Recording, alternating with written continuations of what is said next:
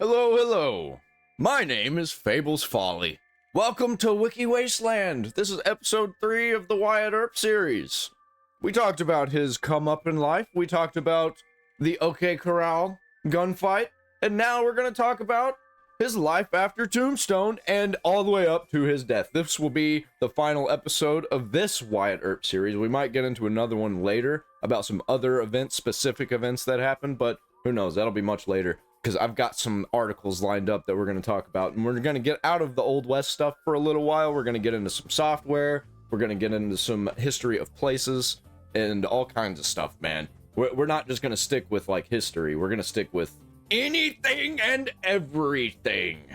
Got some crazy events to talk about, too, that very few people know about. And I can't wait. Let's just jump right into it, man. Life after Tombstone. The gunfight in Tombstone lasted only 30 seconds, but ended up defining Earp for the rest of his life. His movements began to receive national press coverage after he killed Frank Stillwell in Tucson, and he left Arizona with his brother Warren, Holiday, McMaster, Turkey Creek, Jack Johnson, and Texas Jack Vermillion. Those are some names, man. Why can't we have nicknames like that anymore? They stopped in Albuquerque, New Mexico, where they met up with Earp's friend, Deputy U.S. Marshal Pat Masterson. Masterson went with them to Trinidad, Colorado, where he opened a faro game. I had to remember that I looked that up in one of the episodes. In a saloon, and later became Marshal. Earp dealt faro at Masterson's saloon for several weeks, then left for Gunnison, Colorado. I know where that is. In May 1882, with McMaster, Vermillion, and Warren Earp.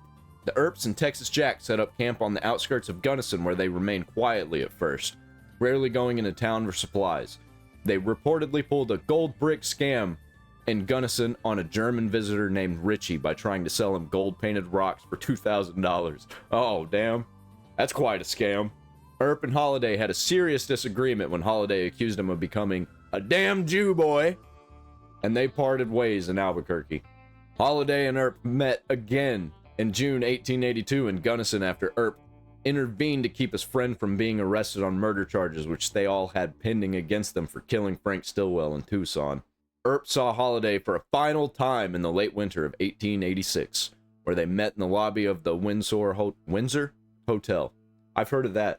Josephine Marcus described the skeletal Holiday as having a continuous cough and standing on unsteady legs. Oh, he was sick. He was old and sick and dying. The San Diego Union printed a report from the San Francisco Call on July 9th, 1882, that Virgil Earp was in San Francisco receiving treatment for his shattered arm, and that Wyatt was expected to arrive from Colorado that day. Wyatt took a job managing a horse stable in Santa Rosa. Earp developed a reputation as a sportsman and gambler. He was reputed to own a 6-horse stable in San Francisco, although it was learned later that the horses were leased. Okay, so he was a renter? Following Wyatt's return to San Francisco, Josephine began using the name Josephine Earp. Josephine was Earp's common-law wife for 46 years until his death. So they weren't, like, technically married, but they were together long enough that they were considered married. Wyatt and Josie, okay, I'm just going to shorten it to Josie now, remained in San Francisco. Wait, I have heard that name. Josie Earp? I totally have heard that. Wyatt and Josie remained in San Francisco for about 9 months until early 1883, when they left for Silverton, Colorado. Don't know where that is. Where silver and gold mining were flourishing. It was the first of many mining camps and boom towns in which they lived. Yeah, that's probably why I haven't heard of it. I don't know about very many boom towns. Is it still around? Silverton is a statutory town that is the county seat, the most populous community, and the only incorporated municipality in San Juan County, Colorado, United States. The town is located in a remote part of the western San Juan Mountains. I know where the San Juan Mountains are. A range of the Rocky Mountains. Yep. He still owned a house in Tombstone with his former common-law wife, Maddie. Okay, he just, like, doesn't technically marry anybody. Who had waited for him in Colton, where his parents and Virgil were living. In mid-1882, she sent him a letter saying that she wanted a divorce. She had met a gambler from Arizona and had asked her to marry him. Earp did not believe in divorce and therefore refused, but she ran away with the gambler anyway. The gambler abandoned her in Arizona, so she moved to Pinal County? I don't know. Oh, it's a ghost town. That's a ghost town. Where she resumed life as a prostitute Oh, it was Pinal City, not Pinal County. Pinal? I don't know. Where she resumed life as a prostitute. She struggled with addictions and committed suicide by opium poisoning on July 3rd, 1888, at age 38. That's so young, man. Maybe not back then. Maybe that's pushing into old age. I don't know. What was the life expectancy back then? Let me know down there in the comments. Earp's friend Luke Short was part owner of the Long Branch Saloon in Dodge City, but the mayor tried to run him out of business and out of town during the Dodge City War. Short, I'm probably going to do a video about Dodge City War. I know a little bit about Dodge City, and I'd like to know a lot more.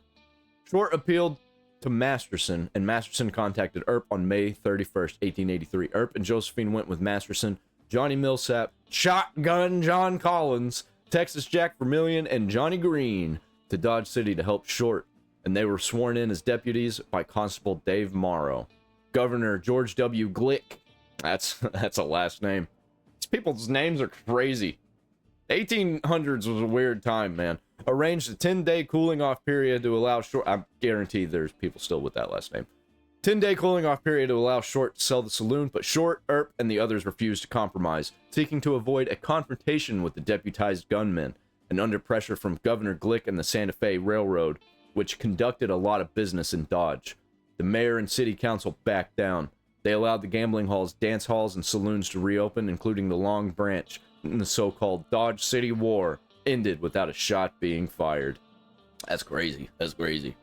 By the way, I'm not going to be looking into the Dodge City War exactly. I'm just going to be looking into Dodge City itself, and this will be included in that.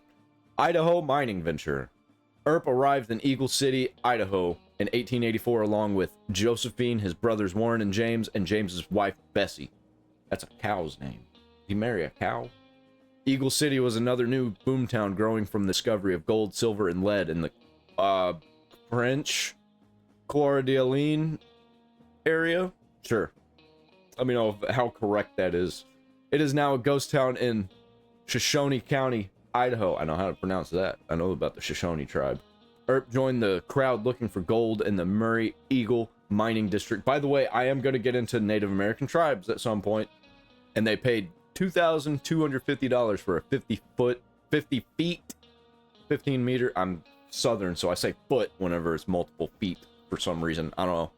For a 50-foot diameter white circus in which they opened a dance hall and saloon called the White Elephant. I've heard of this, probably from TV shows. Earp was named deputy sheriff in the area, including newly incorporated Kootenai County, Idaho, which was disputing jurisdiction of Eagle City with Shoshone County. There were a considerable number of disagreements over mining claims and property rights that Earp had a part in. On March 28th, a miner named Bill Buzzard, alright, there's another name that's crazy, was constructing a building when Earp's partner Jack Enright, that's a normal name, tried to stop him.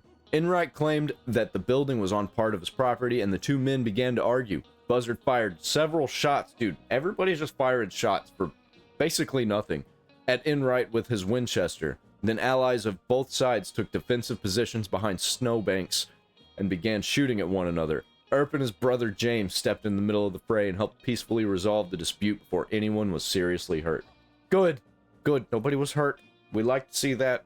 Around April 1885, Earp reportedly used his badge to join a band of claim jumpers in, I don't know what that means, an Embry camp later. I'm gonna have to look that up. Claim jumpers were individuals who illegally seized or mined land that had already been claimed by another prospector, particularly during the 19th century gold rushes in the American West. Okay. Around April 1885, Earp reportedly used his badge to join a band of claim jumpers in Embry camp, later renamed Tualaw, Washington.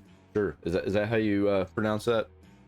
Within 6 months, their substantial stake had run dry and the Earps left the Murray Eagle district. About 10 years later, a reporter hunted up Buzzard after the Fitzsimmons-Sharkey fight and extracted a story from him that accused Earp of being the brains behind lot jumping and real estate fraud, further tarnishing his reputation.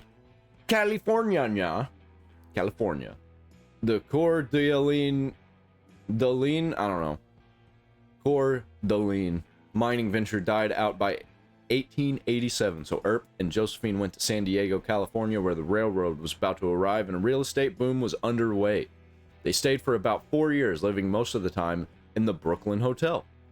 Earp speculated in San Diego's booming real estate market, and he bought 4 saloons and gambling halls between 1887 and around 1896, all in the respectable part of town. They offered 21 games, including Faro, Blackjack, Poker, Keno, Pedro, and Monte. At the height of the boom, he made up to $1,000 a night in profit. He also owned the Oyster Bar, located in the first granite-faced building in San Diego, the 4-story Lewis Bank Building at 835 Fifth Avenue, one of the more popular saloons in the Stingaree area, or Stingaree district. Stingaree, I don't know. English is weird. One of the reasons it drew a good crowd was the Golden Poppy brothel upstairs, owned by Madame Cora. Each room was painted a different color, such as emerald green, summer yellow, or ruby red. And each prostitute was required to dress in matching garments. That's crazy. That's weird. Earp had a long-standing interest in boxing and horse racing. Hey, me too. Not the horse racing part so much, but the boxing, definitely. I like boxing. Like 1800s boxing. I don't like modern boxing.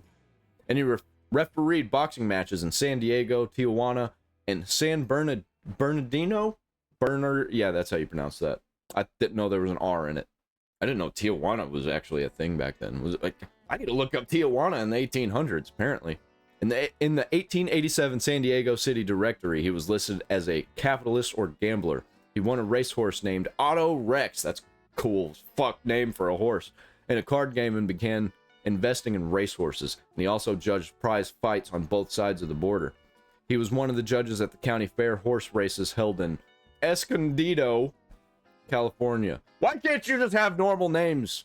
In 1889, the boom came to an end as rapidly as it had started, and the population of San Diego fell from a high of 40,000 in 1885 when Earp arrived only 16,000 in 1890. Bro, that didn't take long for them to just cut over half of the people.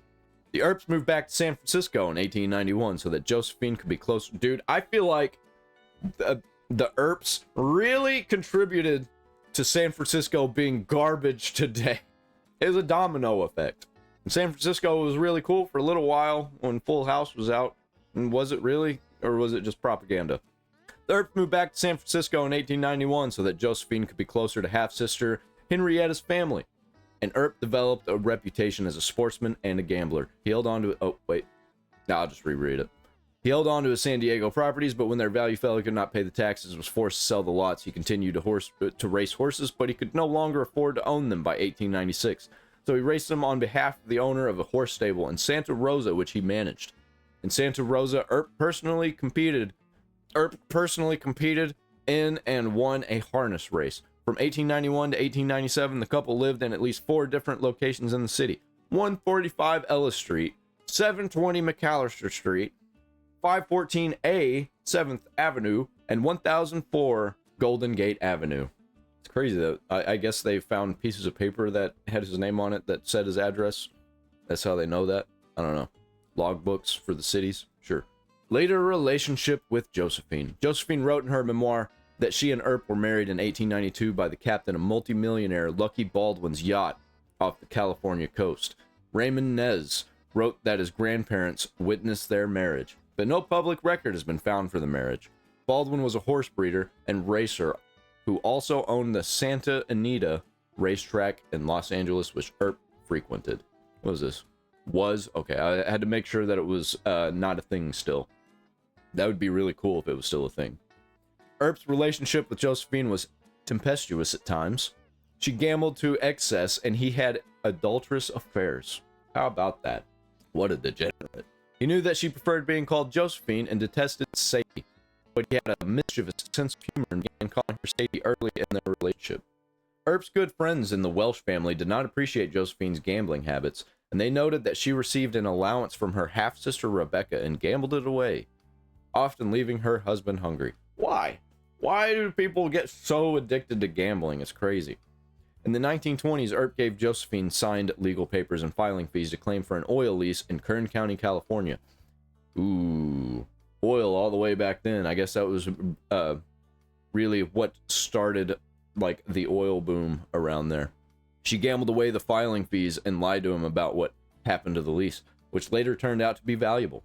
He distrusted her ability to manage her finances and made an arrangement with her sister, Henrietta Lynn Hart. He put oil leases on Henrietta's name with the agreement that the proceeds would benefit Josephine after his death. In February 1926, the oil well was completed and producing 150 barrels a day. That's kind of a lot, actually. But Henrietta's 3 children refused to keep the agreement after their mother's death and kept the royalties to themselves. What a bunch of douchebags! Josephine sued her sister's estate in an attempt to collect the royalties. That sucks, but I mean, they're all degenerates, so I don't really care that much. Josephine later developed a reputation as a shrew who made life difficult for Earp. She frequently griped about his lack of work and financial success, and even his character and personality, and he often went on long walks to get away from her. Yeah, I feel that, man. He was furious about her gambling habit, during which she lost considerable sums of money. Each may have engaged in extramarital affairs. Well, how about that? Degeneracy all around. Josephine could also be controlling, and a relative of Wyatt joked that nobody could convict him of cold-blooded murder because he had lived with her for almost 50 years. That's funny.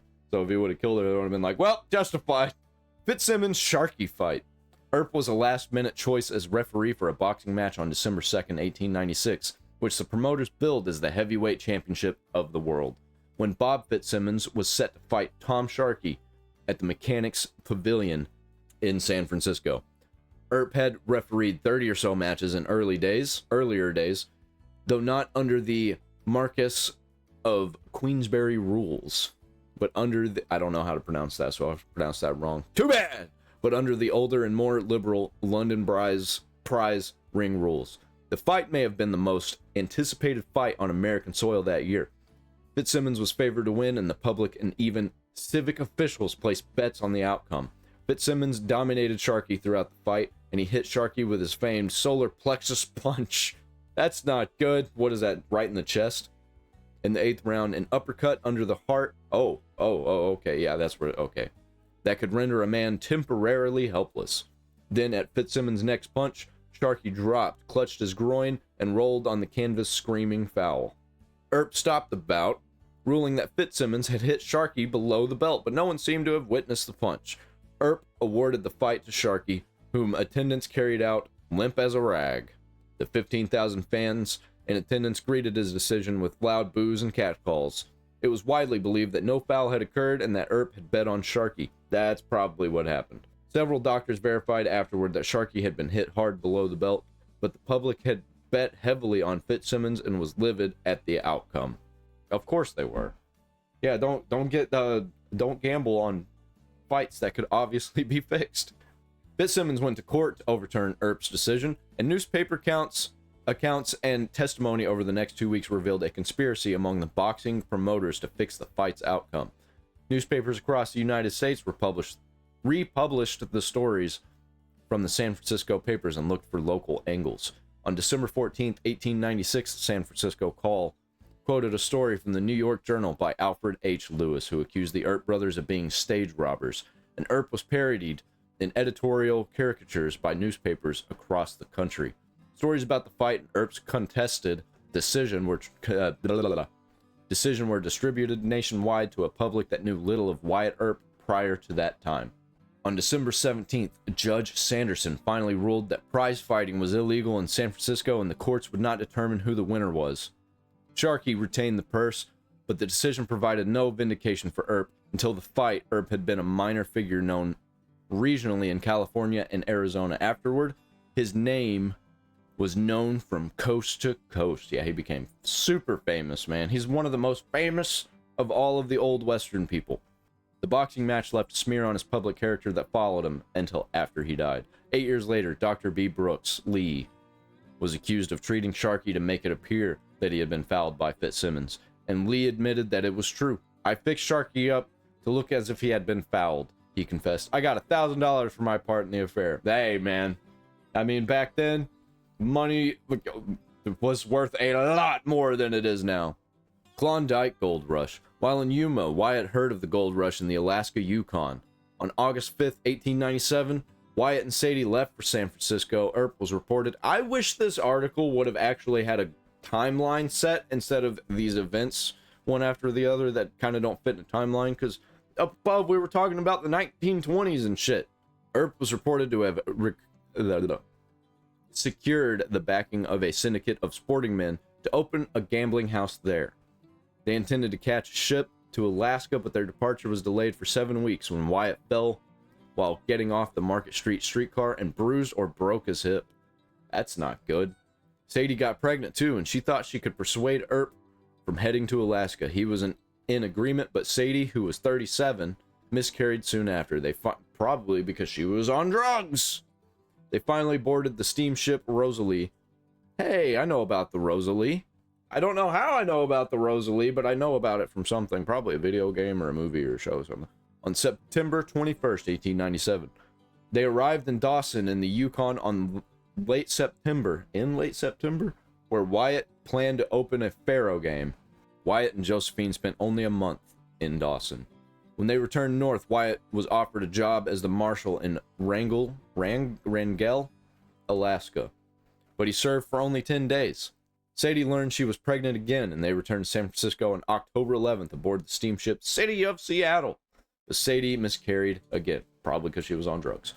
The Earps spent the winter in Wrangell before setting out in the spring for Dawson on board the Governor Pingree via the Yukon River. By the time they reached Rampart on the Yukon River, freeze-up had set in.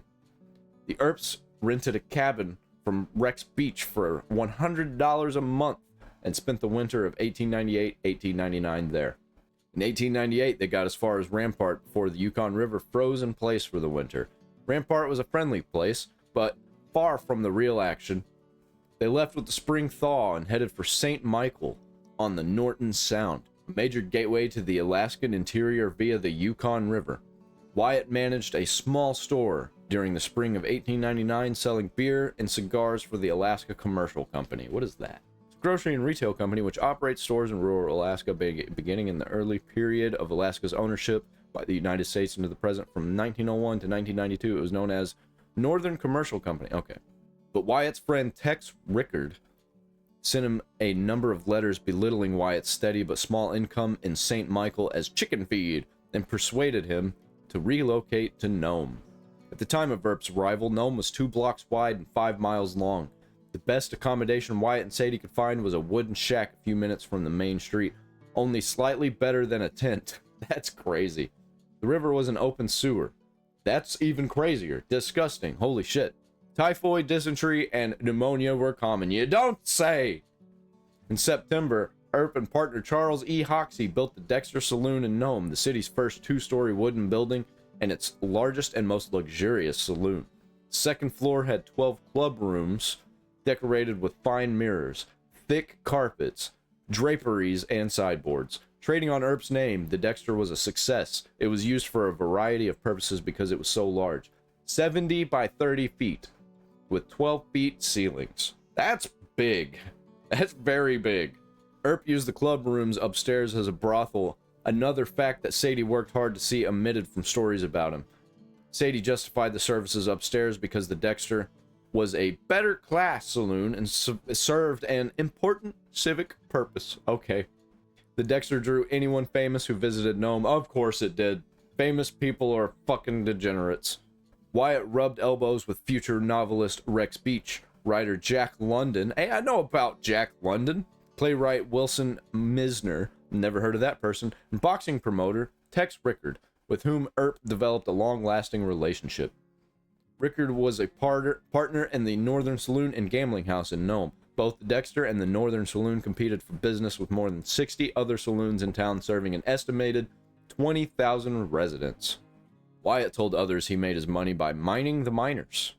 He was arrested twice in Nome for minor offenses, including being drunk and disorderly, although he was not tried.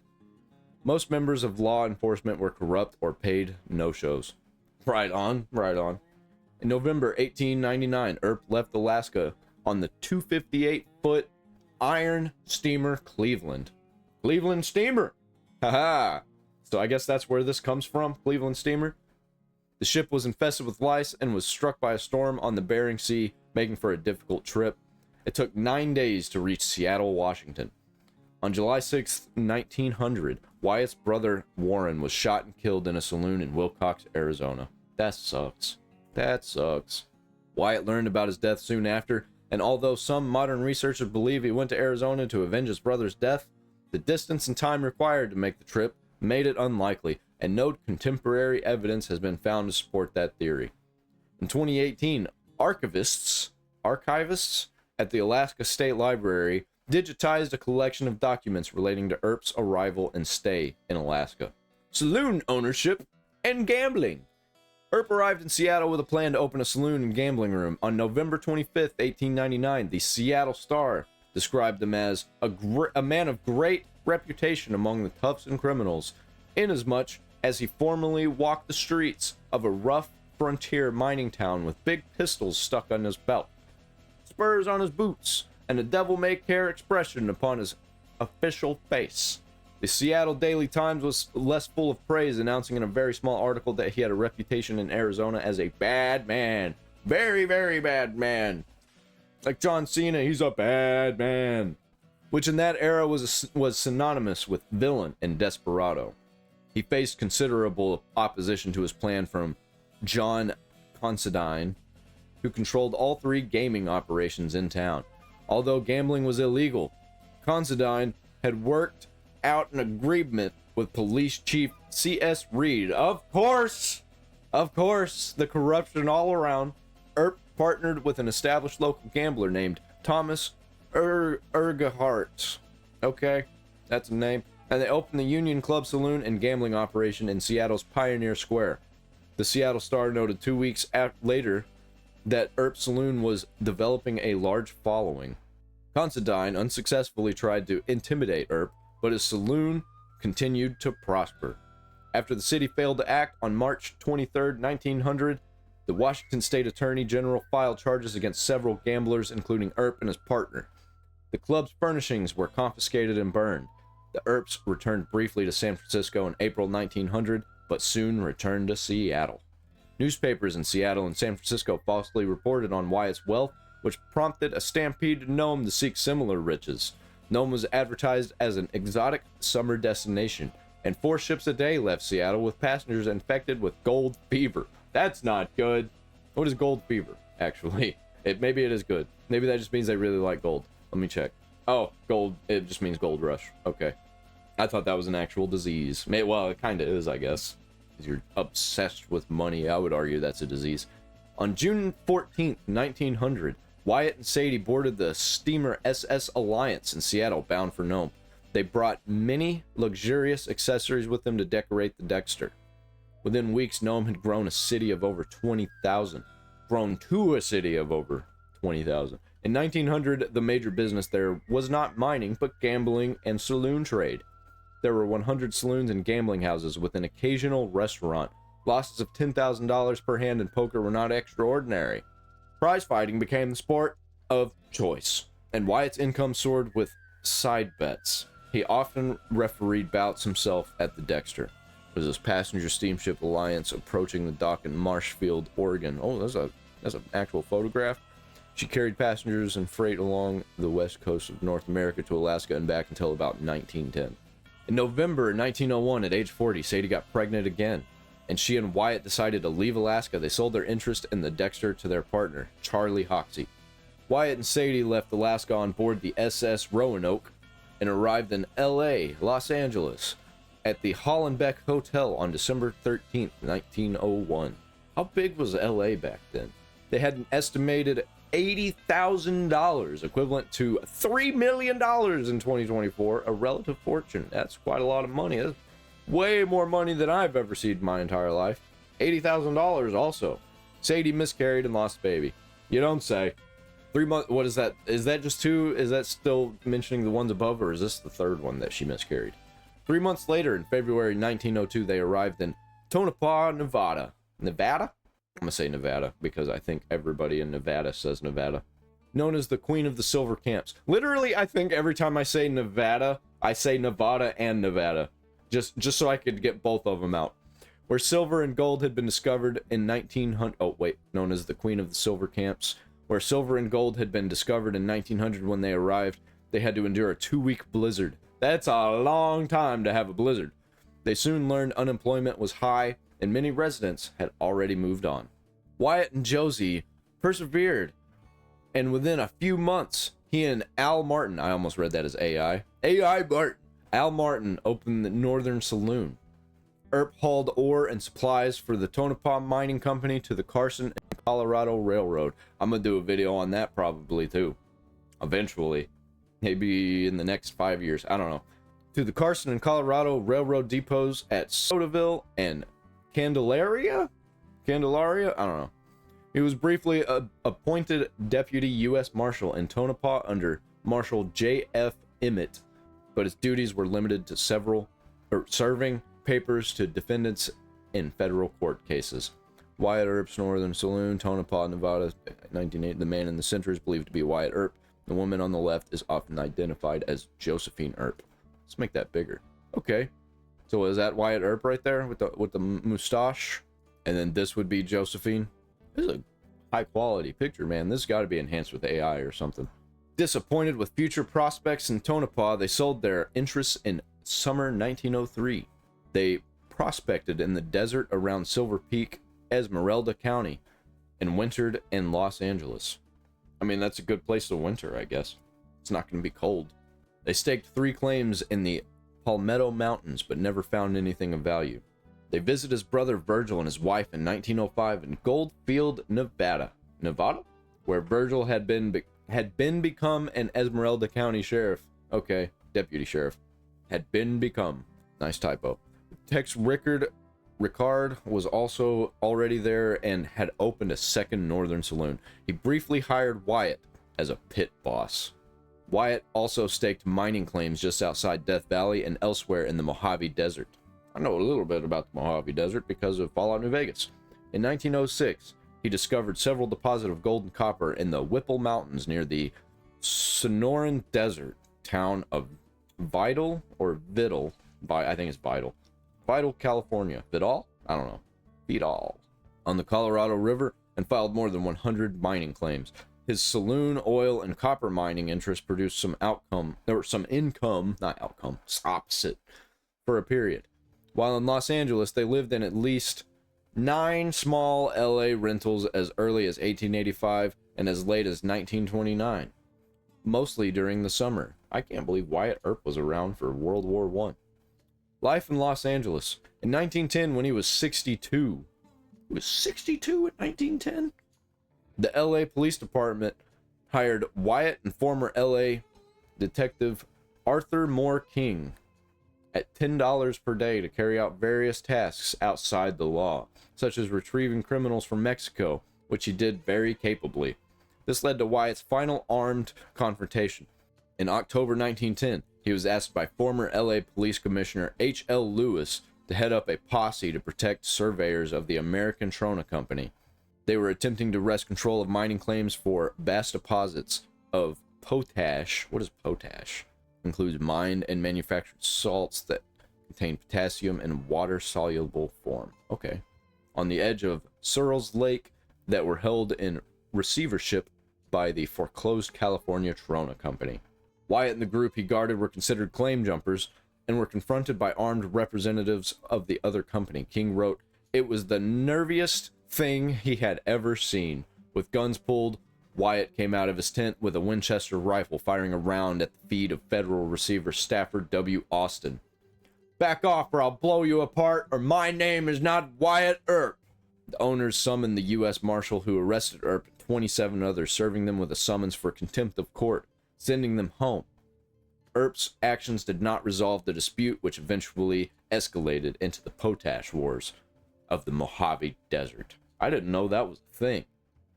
On July 23, 1911, Earp was arrested in L.A. and charged with attempting to fleece J.Y. Peterson, a realty broker, in a fake faro game.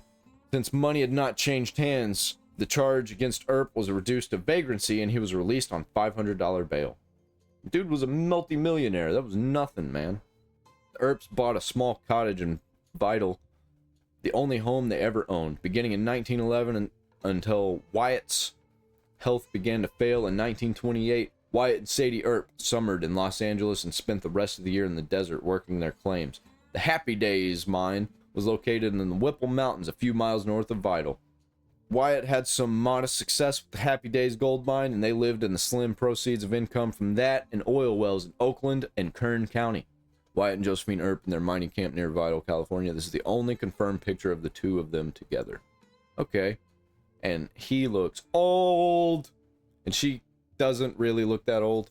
Around 1923, Charles Welsh, a retired railroad engineer and friend that Earp had known since Dodge City, frequently invited the Earps to visit his family in San Bernardino. When the Welsh family moved to Los Angeles, the Earps accepted an invitation to stay with them for a while on their top floor apartment until the Earps found a place to rent. After Earp and Sadie moved into a bungalow nearby, Charlie Welsh's daughter, Grace Spoladora, recalled that Sadie, who had never had many domestic skills, did very little housekeeping or cooking for Wyatt. Yeah, you don't say. Yeah, he fucking hated her, man. She and her sister Alma were concerned about the care Sadie gave Wyatt. Though he was at times very ill, Sadie still did not cook for him. Spoladora, her sisters, and her mother brought in meals. Wyatt Earp's camp, tent, and Ramada near Vidal, California, and Wyatt's mining operations. Sadie is at left, Wyatt is on the right with his dog. So this is like not a confirmed picture, I guess, of them. They assume it is. Movie connections. While living in Los Angeles, Earp became an unpaid film consultant for several silent cowboy movies. In 1915, Earp visited the set of director Alan Dwan's movie The Half-Breed, starring Douglas Fairbanks. In his autobiography, Dwan recalled, as was the custom in those days, he, Earp, was invited to join the party and mingle with our background action. Earp became friends with William S. Hart and later Tom Mix, the two most famous movie cowboys of their era. Never heard of him. Hart was a stickler for realism in his depictions of Western life and may have relied on Earp for advice. Earp later frequently visited the sets of movie director John Ford, whose movies starred Harry Carey. I know Harry Carey! Probably from documentaries, shows, TV shows, movies. Ford's son Patrick later wrote, "My dad was real friendly with Wyatt Earp, and as a little boy, I remember him." In 1916, Earp went with his friend Jack London, whom he knew from Nome, to visit the set of former cowboy, sailor, and movie actor turned film director Raoul Walsh, never heard of him, who was shooting at the studio of Mutual Film, never heard of him, conglomerate in Edendale, California. Walsh took the two men to dinner at Al Levy's Cafe on Main and 3rd Street. During the meal, the highest paid entertainer in the world, Charlie Chaplin, dropped by to greet Wyatt Earp. How about that? I know about Chaplin. Chaplin was impressed by both men, but particularly the former Tombstone Marshal. In the early 1920s, Earp was given the honorary title of Deputy Sheriff in San Bernardino County, California. On January 25th, 1926, Wyatt's brother James died of cerebral apoplexy. I don't know what that is. Apoplexy I don't know how to pronounce that, refers to the rupture of an internal organ and the associated symptoms. Informally or metaphorically, the term apoplexy is associated with being furious, especially as apoplectic. So many words that I don't like to say. So uncomfortable to say. Historically, it described what is now known as a hemorrhagic stroke. Ooh. So, Wyatt's brother James died of that in San Bernardino, California. Okay. California. Earp tried to... I'm losing it. Earp tried to persuade his good friend, well-known cowboy movie star William S. Hart, to help set the record straight. Not well-known enough about his life and get a movie made. I bet my grandpa would have known who that was, though. If the story were exploited on the screen by you, he wrote Hart, it would do much towards setting me right before a public which has always been fed lies about me. I don't know, man. I don't know how much of it was lies. It seems like you were trying to feed them lies, too. Hart encouraged Earp to first find an author to pen his story.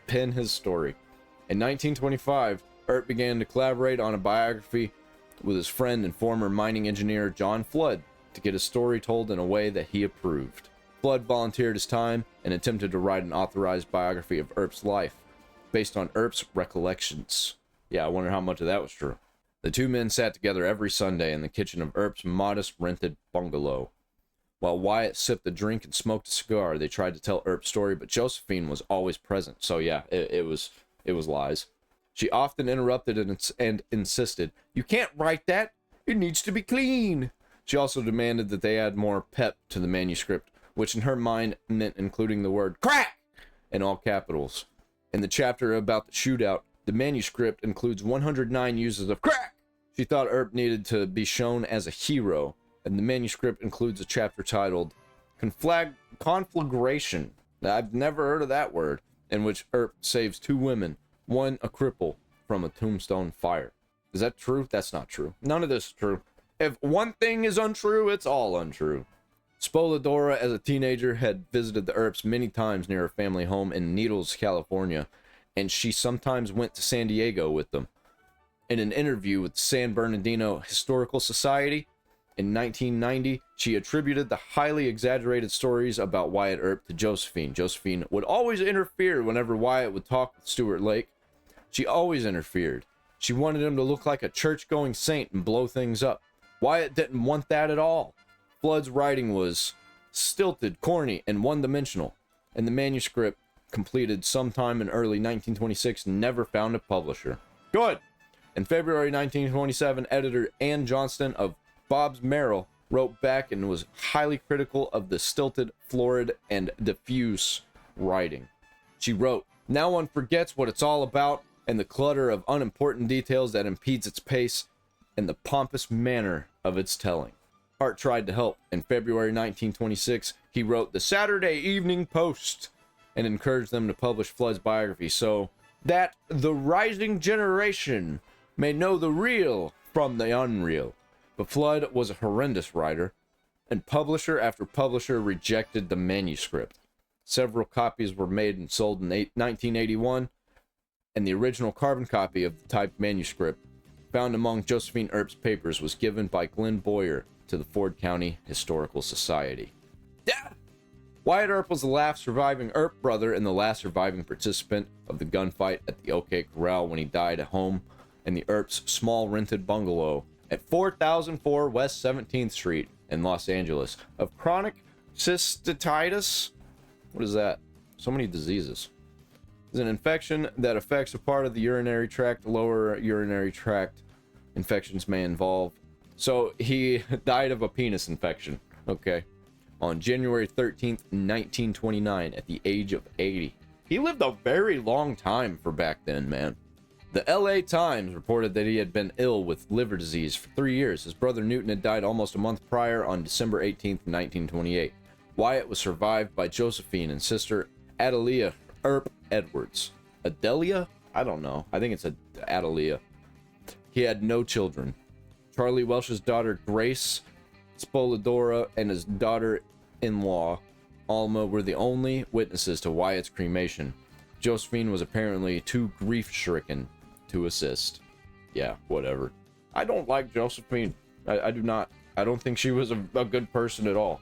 Hollywood pallbearers. The funeral was held at the Congregational Church in Wilshire Boulevard. On Wilshire Boulevard. Earp's pallbearers were William J. Hunsaker, Earp's attorney in Tombstone and noted LA attorney, Jim Mitchell, LA Examiner reporter and Hollywood screenwriter, George W. Parsons, founding member of Tombstone's Committee of Vigilance, Wilson Misner, a friend of Wyatt's during the Klondike Gold Rush, John Clum, I've heard that name before, good friend from his days in Tombstone. Oh yeah, I talked about that earlier. Okay. And I've heard him from movies and shows and stuff. His days in Tombstone, former Tombstone mayor and editor of the Tombstone Epitaph.